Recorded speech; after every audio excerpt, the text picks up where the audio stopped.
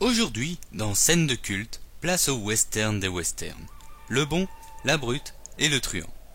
Bon, des westerns, je n'en ai pas vu beaucoup. J'ai vu True Grit, Retour vers le futur 3, Rango et Cowboy et Envahisseur. Donc, je ne suis pas très connaisseur de ce genre. Mais s'il y en a un à voir absolument, c'est celui-ci.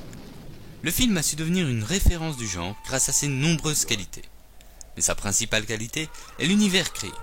Alors qu'on pensait connaître cet univers, le film nous surprend en nous ouvrant les portes d'un monde de bons, de brutes et de truands, attachant et intéressant, un monde à l'ambiance unique, amplifié par la bande originale culte d'Ennio Morricone.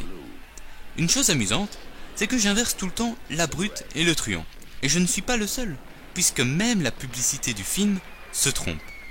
En effet, les affiches, à la sortie du film, décrivent Eli Wallach comme étant la brute. Or, il joue le truand. Après, ils ont bien tenté de réparer l'erreur, mais il ne fallait pas modifier les affiches. Donc, ils ont juste modifié le titre. Ce qui fait qu'en Amérique, sur les affiches, on peut voir que le film s'appelle Le Bon, le Truand et la Brute.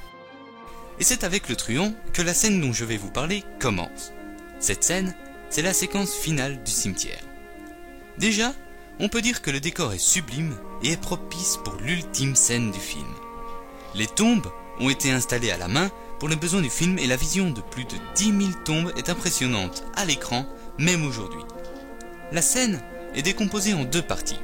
La première montre le truand se perdant dans le cimetière à la recherche de la tombe tant convoitée. C'est avec ces mouvements de caméra tourbillonnantes que nous nous perdons avec lui au son de la musique trépidante du film.